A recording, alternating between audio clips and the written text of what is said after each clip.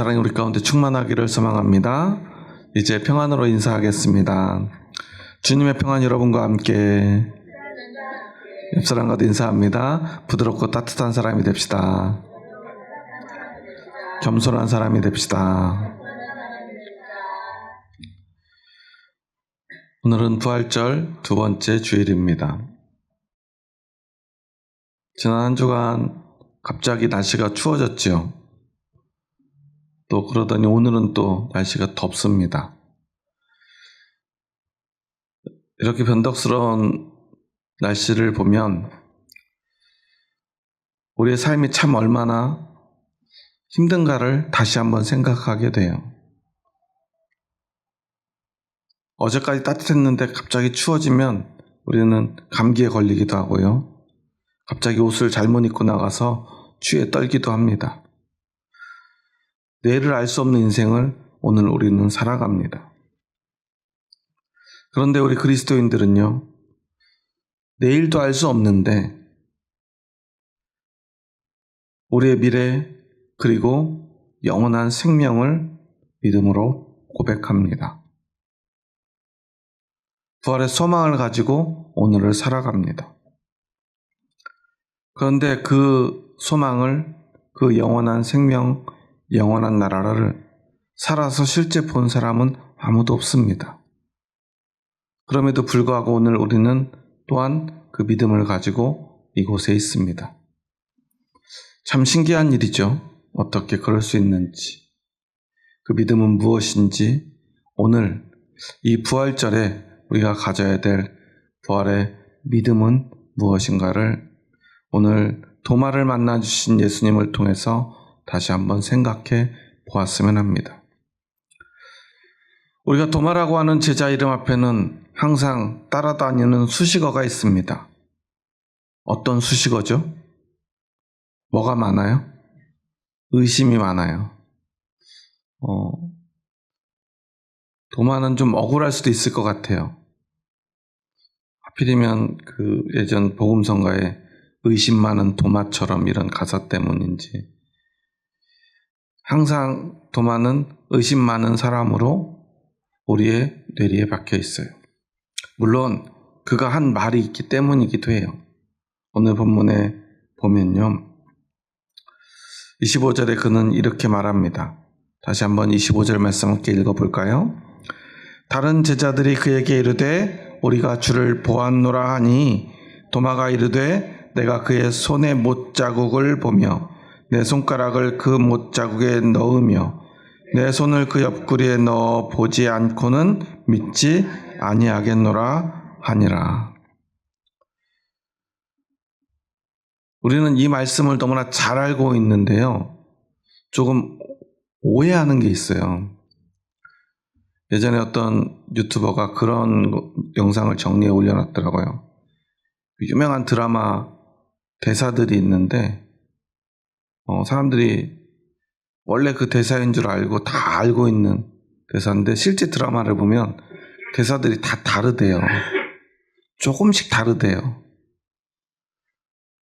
마찬가지로 오늘 가룟 유다도 우리의 머릿속에는 어떻게 각인되어 있냐면, 내가 예수님의 그 손에 못자국을 보고 또 손가락을 그 못자국에 넣고 내 손을 옆구리에 넣어보지 않고는 나 믿지 못하겠노라 하고 이렇게 우리는 생각해요. 그러지 않고 내가 믿지 못하겠다라고 생각을 하는데요, 실제로 도마는 뭐라고 말해요? 믿지 아니하겠노라고 말하고 있어요. 믿지 못하는 것과 믿지 않는 건 다르죠. 믿지 못한다는 것은 수동적 의미예요. 믿어지지 않아, 그런 뜻이에요. 그런데 오늘 도마는 뭐라고 말하고 있어요? 믿지 않겠다는 거예요. 그리고 실제 원어에도 이 부정적인 의미를 이중부정을 사용해요. 부정을 두 번 연달아 말해요. 그것을 그대로 직역하면 어떻게 되냐면 나는 결코 믿지 않겠다. 예수님이 그 못 박힌 손을 내가 보고 만지지 않으면 믿지 않겠다는 거예요. 그래서 우리는 이 도마라고 하는 사람은 의심이 진짜 많구나 라고 생각을 해요. 그런데 사실 우리가 이 본문에서 간과하는 게 있어요. 예수님이 먼저 도마가 없는 시기에 한번 제자들에게 찾아오셨죠. 이 앞부분에 있는 말씀인데요. 그 19절에서 23절의 말씀에도 보면 예수님이 제자들에게 나타나요. 그런데 이제 이 먼저 나타났을 때와 다시 나타났을 때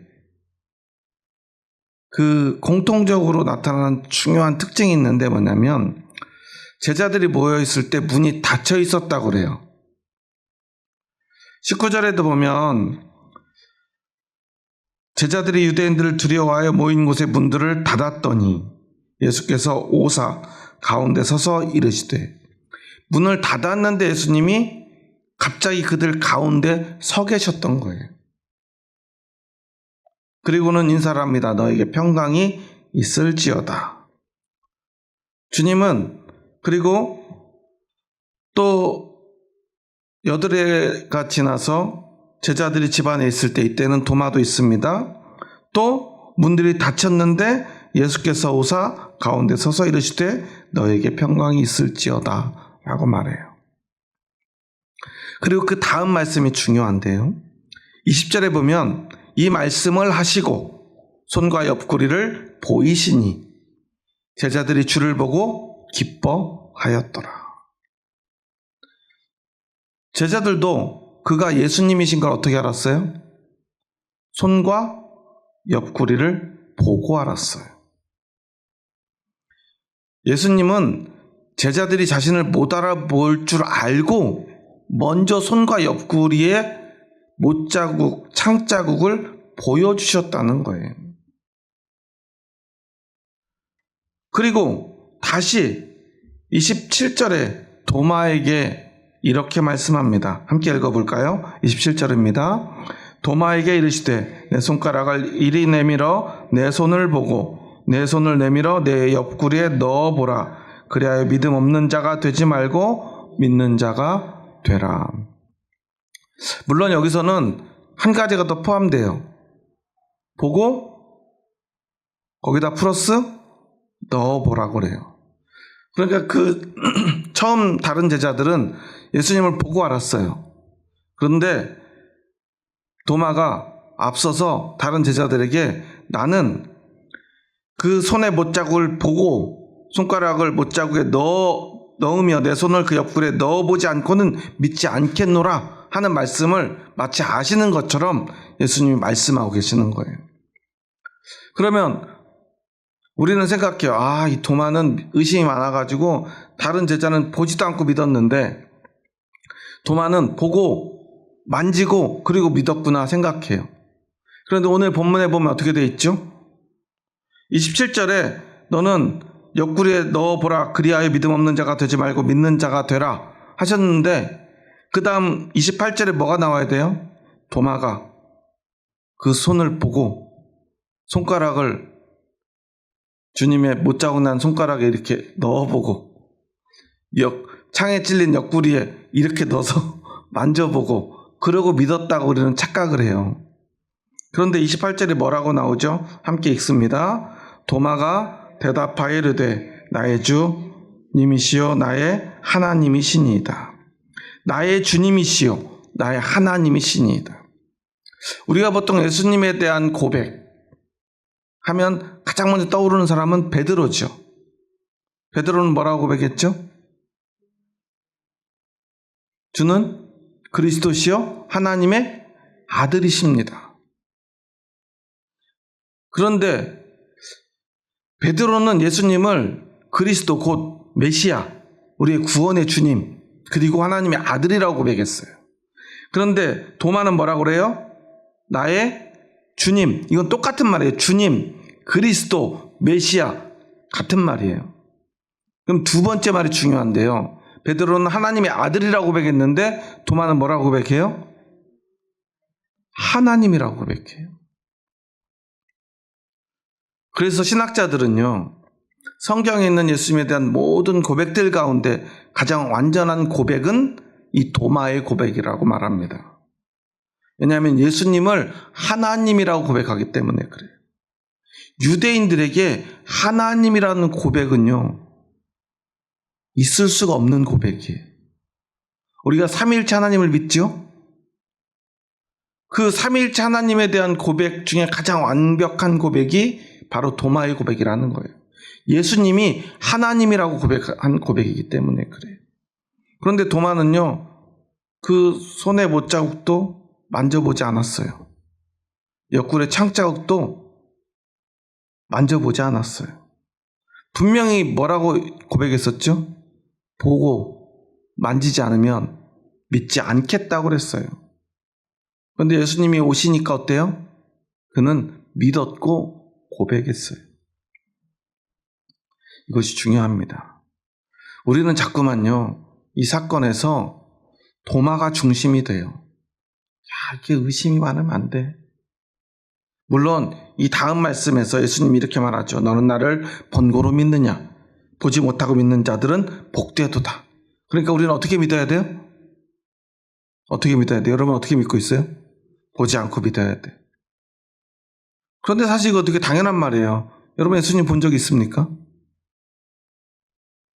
2000년을 살지 않는 이상 지금에 살고 계신 분이 어떻게 예수님을 볼 수 있겠습니까? 볼 수 없죠. 당연히 보지 않고 믿게 되어 있어요. 이제부터 제자들 외에는 예수님을 보고 믿을 수 없어요.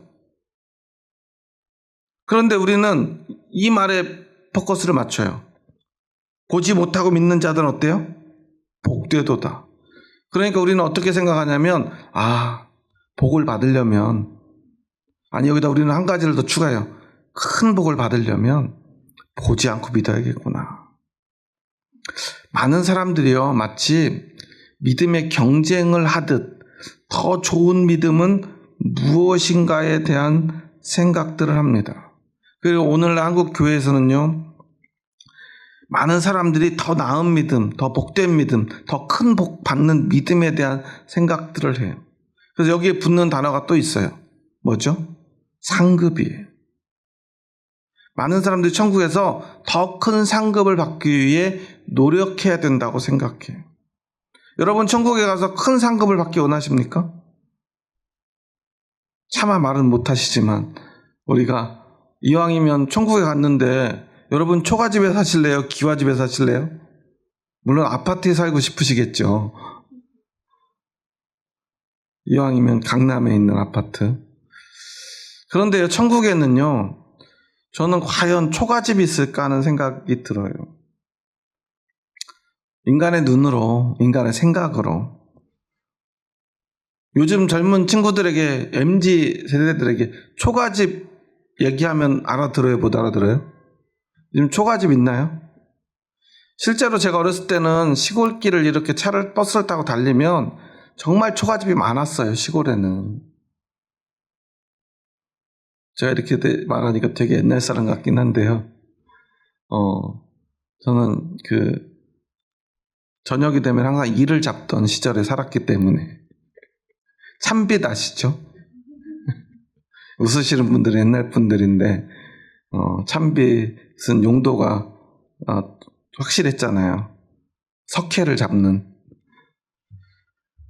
그런 시절에, 그때 우리 그리스도인들 상상력 속에는 초가집과 기와집이 뚜렷하게 나뉘었어요. 그러니까 초가집에 살기 싫은 거예요. 천국까지 가서. 그러니까 어떻게 해야 됩니까? 상급을 받아야 돼요. 더 나은 믿음, 더 복된 믿음을, 더 큰 복 받는 믿음을 가져야 돼요. 그러니까 사람들은 이런 생각을 합니다. 더 큰 믿음, 더 좋은 믿음, 더 나은 믿음이 무엇일까? 그러니까 첫째, 보지 않고 믿는 믿음. 그리고 더 열심을 내는 믿음, 더 능력 있는 믿음, 그리고 더 먼저 믿음, 더 숭고한 믿음에 대해서 생각합니다. 그런데 예수님은요, 보지 못하고 믿는 자들은 복되다고 그랬죠. 우리가 하나님 주님의 말씀을 볼 때 우리가 있는 그대로 받아들이질 않아요. 너는 나를 본고로 믿느냐? 보지 못하고 믿는 자들은 복되도다 그랬어요. 이 말의 의미가 뭘까요? 보지 못하고 믿는 게 얼마나 어려운지를 말씀해 주시는 거죠. 보지 못하는 게 더 크고 또 더 큰 상급 받는 믿음이라는 게 아니에요. 예수님 말씀하신 복이라는 건 어떤 거죠? 복은 어떤 겁니까? 예수님은 늘 우리에게 복을 말씀하셨어요. 그리고 무리들에게, 제자들에게도 늘 복을 말하셨어요. 산상수훈에서 제일 먼저 나오는 게 뭐죠? 팔복. 심령이 가난한 자는 복이 있나니. 여기서 복은 어떤 것입니까? 돈 버는 겁니까? 건강한 것입니까? 성공하는 것입니까? 물론 그런 것은 당연히 포함되는 거겠죠. 그런데 예수님이 말하는 진짜 복은 뭐예요? 구원받는 거예요. 구원받는다는 건 어떤 거예요? 하나님의 백성이 되는 것입니다. 하나님의 자녀가 되는 것입니다. 조금 더 직접적으로 말한다면 하나님 나라의 백성이 돼서 영원히 하나님과 함께 하나님 나라에서 사는 영생, 그 복을 이야기하는 거예요. 하나님 나라에서 산다는 것, 그것 자체가 복인 거예요. 어떤 사람이 그런 얘기를 하더라고요. 2026년에 대한민국에 태어났다고 하는 것이 어떤 의미인지 한국 사람들은 잘 모르는 것 같다고 그래요. 어떤 나라에 태어나느냐가 정말 중요하다고 그래요. 확률적으로 대한민국에 태어날 확률이 0.0 몇 프로래요. 그런데 한국에서 태어나는 순간 우리는 세상 99점 몇 프로가 가지고 살게 될 그 고통, 그 절망들을 우리는 갖지 않아도 된다는 거예요. 삐끗해서 조금 북쪽에서 태어나면 어떻게 돼요? 실수로 저 지구 반대편 저 아프리카 제일 가난한 나라에서 태어나면 어떻게 돼요? 여러분들 아무리 노력하고 공부한들 우리가 할 수 있는 건 아무것도 없다는 거예요. 그렇지 않습니까? 요즘은 오히려 유럽이나 미국에 살던 사람들이 한국에 오면요, 한국이 이렇게 발전된 나라라는 것에 깜짝 놀란대요. 물론 지금도 한국에 한 번도 안 와본 미국인들은요, 예전에 한 미국 교수가 전 세계 이제 그 학생들이 모인 강의실에서 강의를 하면서 한국인 학생에게 묻습니다. 미국에 살면서 힘든 게 뭐가 있냐 그러니까 자기가 한국에서 왔다 그러면 항상 물어본대요. 북쪽이야 남쪽이야. 그 친구는 너무 답답하대요. 야, 솔직히 너 생각을 해봐. 저 북쪽에 있는 노스코리아에서 미국으로 공부하러 올 확률이 너 몇 프로나 될 것 같니? 당연히 네가 한국 사람이랑 만날 수 있는 확률은 당연히 나만, 대한민국 사람이지, 북한 사람이 미국에 유학 올 수 있는 사람이 몇 명이나 있겠냐고. 그런데도 항상 물어본대요. 그리고 물어본대. 너 매일 김치 먹냐고. 그리고 야, 니네도 맥도날드 있냐고 물어본대요. 스타벅스는 있니? 야, 나 매일 스타벅스 마셔. 그런데요. 그런데 미국 사람들이 볼 때는 한국이 굉장히 막 스타벅스도 맥도날드도 없는, 그리고 매일 김치만 먹는 사람들인지. 물론 매일 김치 먹죠. 김치 냉장고도 있어. 그러지만 그랬던 사람들도 한국에 오면 어때요? 와, 세상에 이렇게 고도화된 나라가 있나, 이렇게 발전된 나라가 있나. 그 냄새나는 지하철 타다가요, 한국 지하철 타면요 신세계를 맛본대요. 그게 오늘날 대한민국에 살고 있는 사람들이에요. 그런데 한국에서 태어난 것만으로도 우리는 어때요? 한국의 모든 것들 누리며 오늘 살아가고 있잖아요. 사실 우리의 노력보다는 어디에 태어나느냐, 어떤 나라에 태어나느냐. 그리고 한국에서도 이왕이면 어디에서 태어나야 돼요? 저기 모 대기업 이씨로 태어났더라면 얼마나 좋겠어요. 할아버지랑 아버지가 좀 노력하셔가지고 재벌이 되셨더라면 우리도 얼마나 인생이 편하겠습니까? 어느 나라에 어떤 집에 태어나느냐가 사실은 우리 삶의 거의 대부분을 결정한다는 거예요. 우리는요, 사실은 그런 믿음을 가지고 살아가는 사람들이에요. 내가 어떤 나라의 국민이냐, 어느 나라의 백성이냐. 우리는 하나님의 나라, 그 나라의 백성으로 오늘 살아가고 있다는 사실이에요. 예수님도 오늘 그것을 이야기하는 거예요. 31절 말씀, 요한복음을 기록한 이유, 또는 이 성경의 모든 말씀의 기록 이유에 대해서 오늘 20장 31절에서 이렇게 말합니다. 함께 읽습니다. 오직 이것을 기록함은 너희로 예수께서 하나님의 아들 그리스도이심을 믿게 하려 하며 또 너희로 믿고 그 이름을 힘입어 생명을 얻게 하려 함이니라. 아멘. 이 모든 말씀을 기록한 이유가 뭐라고 그래요? 하나님의 아들 그리스도이심을 믿게 하려 함이요. 앞에서 예수님이 도마에게 뭐라고 말합니까? 야, 내 손 못 잡고 봐. 옆구리에 손 넣어봐. 이게 중요한 게 아니에요. 예수님이 도마에게, 그리고 오늘 우리에게 하시는 가장 중요한 한 말씀은 이거예요. 믿음 없는 자가 되지 말고 믿는 자가 되라. 여러분, 보고 믿는 것, 보지 않고 믿는 것, 만지고 믿는 것, 만지지 않고 믿는 것. 여기서 중요한 것은요, 만지느냐, 만지지 않느냐, 보느냐, 보지 않느냐가 아니라는 거예요. 중요한 건 믿는 것입니다. 믿음 없는 자가 되지 않는 거예요. 믿는 자가 되는 것입니다. 믿음이 있어야 합니다. 믿음이 있으면 된다는 거예요. 그래서 예수님은 사실은요, 다른 제자들에게도 보여주셨어요. 다른 제자들도 보고 믿었어요. 도마도 보고 믿었어요. 그가 그토록 나는 만져야만 믿겠다 했으면서도 만지지 않았어요. 그냥 이제는 믿음이 생겼어요. 그러니까 예수님은 말씀하시는 거예요. 그래, 믿음이 중요해. 그래, 근데 너는 지금 보고 믿었지? 하지만 앞으로 내가 이 믿음을 전할 때 그 사람들은 보지 않고 믿게 될 거야.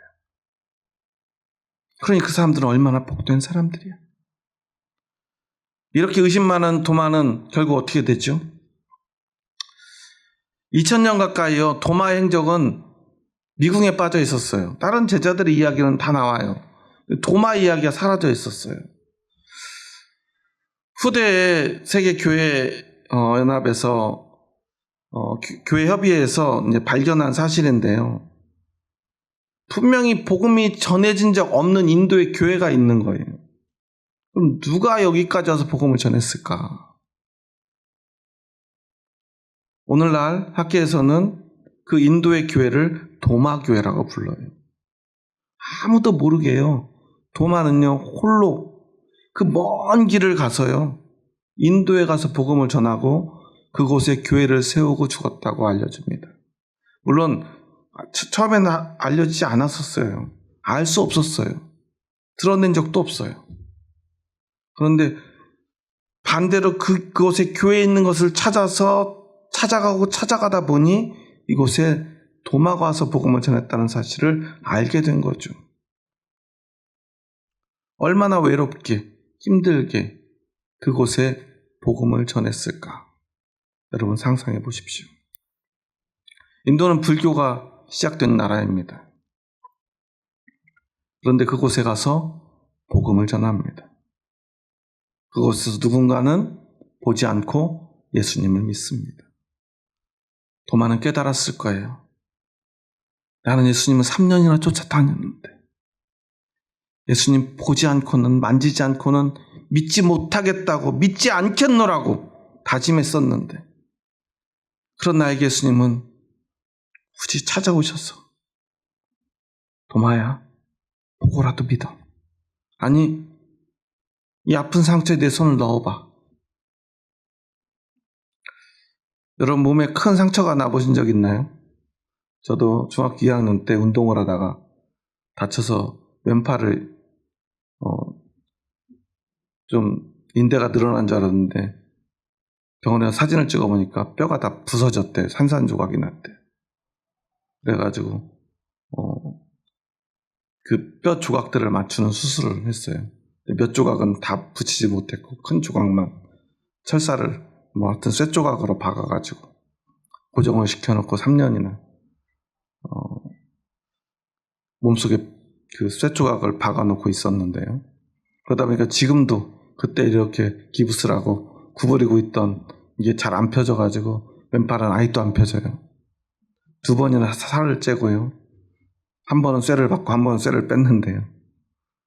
지금도 왼쪽 수술 부위는요, 실수로라도 이게 무언가에 닿으면 제가 깜짝 놀래요. 아파서. 그런데 예수님은요, 이제 부활한 지 채 얼마 되지 않았어요.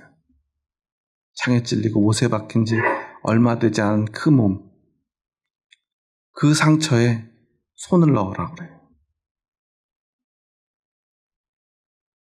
그럼 예수님이 얼마나 아프시겠습니까? 그런데 도마야, 그렇게 해서라도 꼭 믿어야 돼. 예수님 오직 그 말씀하신 거예요. 도마의 의심이 중요하지 않아요. 예수님이 그렇게 해서라도 믿으라고 하신 그 말씀이 중요한 거죠. 그리고 도마는 깨달을 거예요.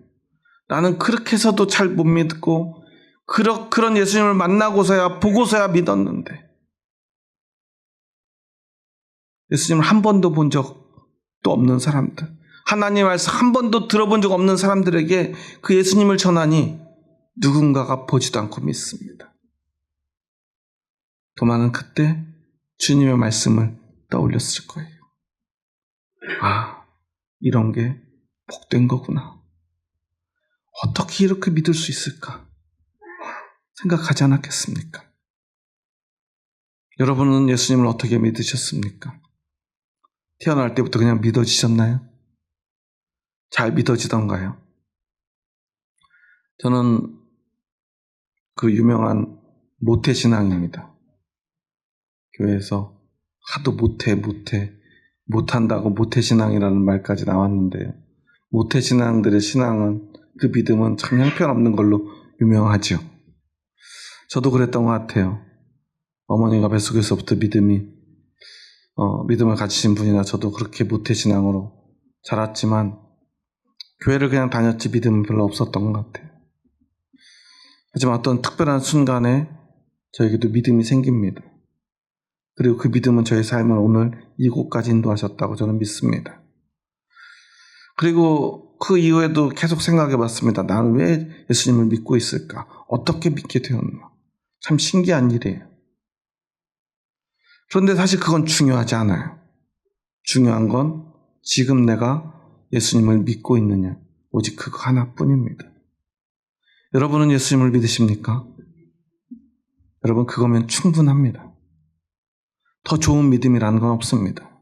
더 나은 믿음, 더 능력 있는 믿음, 더 열심히 믿음도 없습니다. 조금 먼저 믿었다고 그 믿음이 대단한 것도 아닙니다. 나중된 자가 물론 더 크게 될 수 있다 주님 말씀하셨지만 나중에 믿었다고 해서 그 믿음이 더 고귀하거나 더 부족한 것 아닙니다. 중요한 건 우리가 그것을 믿는 것입니다. 예전에 재벌집 막내 아들이라는 드라마를 보니까 자녀들이 아버지에게 그렇게 충성을 해요. 여러분은 아버지에게 얼마나 충성하십니까? 우리는 부모님에게 그렇게 충성하지 않아요. 그리고 사실 부모님에게 충성한다는 말은 이상하잖아요. 뭐 해야 돼요? 효도해야죠. 그런데 재벌이 되니까요, 충성을 해요. 사실은 충성 경쟁을 해요. 왜 그러죠? 목적은 단 하나. 상속받기 위해서입니다. 더 많이, 아니 모두다. 물론 우리 부모님이 재벌이라면 충성하겠죠. 저라도 그럴 것 같습니다. 그 정도 많은 재산 가지고 있다면 자식이라도 부모님에게 충성할 것 같아요. 그런데 여기서 우리가 생각해야 될 게 있습니다. 충성 경쟁은요, 충성이 아닙니다. 충성 경쟁과 충성의 차이를 여러분은 말하지 않아도 알겠죠. 경쟁한다는 것은요, 이기고 싶은 거고요. 내가 높이 올라가고 싶은 거예요. 결국은 다 자신의 욕심으로부터 비롯되는 것입니다. 하지만 충성은 어떻습니까? 그를 진정으로 존경하는 것, 아니 경외하는 것입니다. 그저 그것만으로 충성하는 거예요. 손해봐도 이득이 돼도 상관없는 거예요. 그런데 어쩌면 오늘 우리는 믿음이 아닌 믿음의 경쟁 사회를 살고 있는지도 몰라요. 그리스도인들은요, 그저 진짜 믿음이 아닌 믿음의 경쟁 속에 빠져 있어요. 하나님의 능력, 하나님의 권세 안에 내가 더 많은 것, 더 큰 복 받으려고 말이죠. 그러다 보니까 어떤 사람들은요, 이 믿음에 대해서 회의를 느낍니다. 야, 나는 저런 얄팍하고 쓸모없는데 난 끼어들고 싶지 않아. 하지만 예수님은 한 번도 우리에게 믿음 경쟁하라고 하신 적이 없어요. 믿는 자가 되라고 말씀하셨죠. 이 모든 말씀 주시고 이 말씀대로 십자가에 달리시고 사흘 만에 부활하신 이유는 오직 하나, 우리의 믿음을 위해서입니다. 그거면 충분하다는 거예요. 보고 믿든 보지 않고 믿든. 그런데 우리는 보지 않고 믿을 수밖에 없는 사람들입니다. 그러니 우리가 믿는 것은 얼마나 복된 것인지 우리가 알아야 합니다. 그리고 그것만으로 우리가 살아가면 되는 것입니다. 예수님이 부활하셨으면 여러분 믿으십니까? 예수님이 십자가에 달려 죽으심으로 그 피로 우리의 죄가 씻음받았음을 여러분은 믿으십니까? 그 믿음이라고 하는 것 자체가 얼마나 고귀한 것을 여러분 잊지 마시기 바랍니다. 내가 오늘 예수님을 믿고 있다면 그것이 우리의 삶의, 우리 신앙의 전부임을 여러분 기억하시기 바랍니다. 더 나은 믿음, 더 좋은 믿음에 애쓰지 마세요. 그것은 오히려 그 믿음을 훼손시키는 거예요. 더 안 좋은 믿음이 있다고 우리가 말하고 있는 것입니다. 더 쓸모없는 믿음, 능력 없는 믿음이 있는 것처럼 우리가 그 믿음을 하찮게 대하는 것입니다. 내 노력이 더해져야만 그 믿음이 완성된다, 더 고귀해진다, 더 능력 있어진다 말하는 것입니다. 그것이 바로 교만입니다. 그래서 우리가 믿음 경쟁을 하기 때문에 우리는 교만해지는 거예요. 우리 믿음이 흔들리는 거예요. 그 믿음 하나만 가지고 우리가 살아갈 수 있다면, 그 믿음이 내 삶의 전부인 삶을 살 수 있다면 우리는 교만해질 이유도, 그 믿음이 흔들릴 이유도 없을 것입니다. 우리는 오늘 의심이 많은 도마가 아니라 그 누구에게라도 믿음 없는 자 되지 말고 믿는 자 되라고 말씀하신 예수님의 말씀에 귀 기울이는 저와 여러분 될 수 있기를 주님의 이름으로 축원합니다. 우리 마지막으로 한번 이렇게 고백하며 오늘 말씀을 마쳤으면 좋겠습니다. 한번 옆 사람에게 이렇게 한번 고백하면서 인사해 볼까요? 한번 옆 사람에게 이렇게 고백하며 인사합니다. 예수님을 믿읍시다. 믿음 있는 사람이 됩시다. 오직 믿음뿐입니다. 그럼 한번 이렇게 한번 고백해 볼까요? 믿음이면 충분합니다. 여러분 그것을 믿으시죠? 우리는 그 믿음만 가지고 살아가면 됩니다. 더 나은 믿음 가지려 애쓰지 마시기 바랍니다. 다른 사람의 믿음을 함부로 평가하지 마시기 바랍니다. 내 믿음 하나 지켜내면 충분합니다. 그리고 함께 그 믿음을 가지고 영원한 하나님 나라의 축복을 받아 누릴 형제자매들에게 우리 사랑한다 고백합니다. 주의 사랑으로 사랑합니다. 기도하시겠습니다. 하나님 감사합니다. 저희 부족하고 연약한 자들 사랑하셔서 저희들을 참 믿음 가운데로 인도하여 주시고 그 믿음으로 영원한 복, 예수님이 우리에게 주시는 그 복, 하나님 나라 백성 되는 것, 하나님의 아들과 딸이 되는 것, 그래서 영원한 생명 누리며 영원한 복을 누리며 영원한 기쁨으로 살아갈 수 있는 것, 그것이 오직 이 믿음 안에 있음을 다시 한번 고백하며 우리의 믿음의 고백으로 하나님께 나아갑니다. 우리가 더 잘하는 것, 때로는 부족한 것이 아니라 오직 그 믿음 때문에 우리가 살아있음을, 우리가 살아날 것을, 우리가 영원히 살 것을 믿습니다. 믿음이면 충분하다는 그 사실을 잊어버리지 않게 하여 주시옵소서. 그리고 오직 그 믿음으로 살아가게 하여 주시옵소서.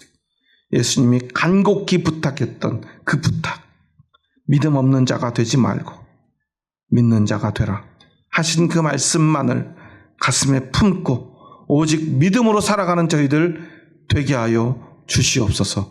예수님의 이름으로 기도합니다. 아멘.